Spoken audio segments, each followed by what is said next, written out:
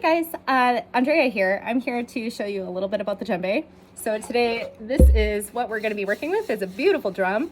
This is fresh and tight. The head just seems to have been replaced, so the sound is superb. Maybe in another video we'll talk about the difference in sound, but just listen. Ooh, right? That's so nice. That was a little bit of a floppy. So when we're talking about bass notes, I want to get a good sound for this bass. I'm going to find the center of that drum and I'm going to let my hand just hit it flat. And now imagine, the way that the sound will resonate. Make sure you're open-ended on the bottom side as well. That'll make a difference. But ooh, this head. So yeah, just bounce it right in the center. Boom. Big. Boom. Imagine it goes down, it goes up. It's going to bounce your hand right back up. Just let your hand go with that natural motion to want to pull back. Because what you're doing is opening that drum head to let the sound really resonate. So, nice. Nice. If I were to not remove my hand, the difference in sound would be something like this. Which you might want a sound like that. I mean, it's not like that's off the limits, but just something to think about. Another note that I'm going to show you are the tones, and these are going to be found towards the outer rim. Now, one thing to keep in mind when you're drumming, you don't want to be beating your hands up. That's not good for your hands, and it's not good for the drum. It's probably going to leave you feeling pretty discouraged and in pain. So I'm going to give you a few tips so that doesn't happen to you. Now, when you're hitting the surface of the drum, I'm going to turn this just a little bit sideways so you can see. We have this padded area, but you don't want to be hitting your hand on that edge of the drum. Use this as an indicator of where your hand should probably fall from the edge. Now, when you hit the drum, imagine you have these areas of your fingers, and they, like the bass, are going to hit the surface and come back up.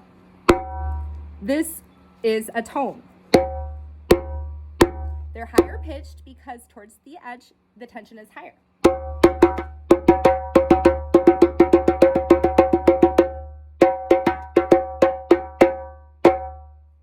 Those are tones. Now the slap is going to have a little bit of a different action.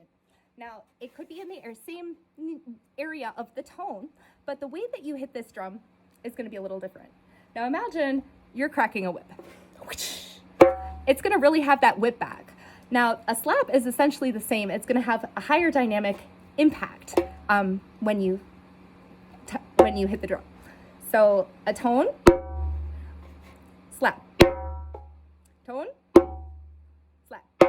Here, tone, slap, tone, slap. You can hear the difference. Now, there's a lot of other options for notes. If you ever put your hand onto the surface of the drum, that's going to change the way that the sound will resonate. That feels much more closed and not as much resonating sound. You might want to use that note. It's all just a matter of understanding there are so many different options. And so when we're feeling into the rhythm, just use this, take it into awareness, and it's good to practice.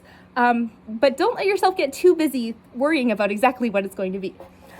What I really want to encourage you to do is once you kind of have an idea about how the drum makes sound and what you need to do to play it, we're just going to kind of go with it, okay?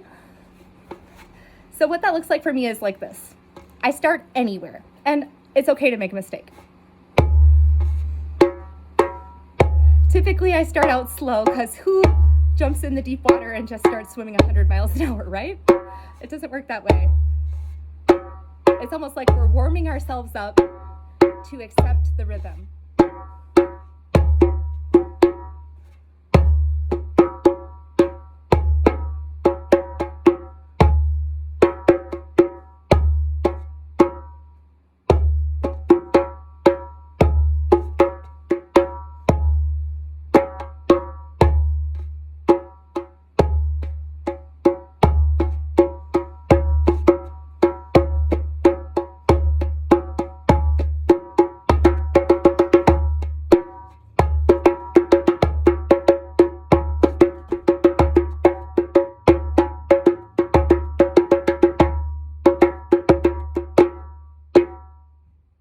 anyways, thanks for watching. Bye.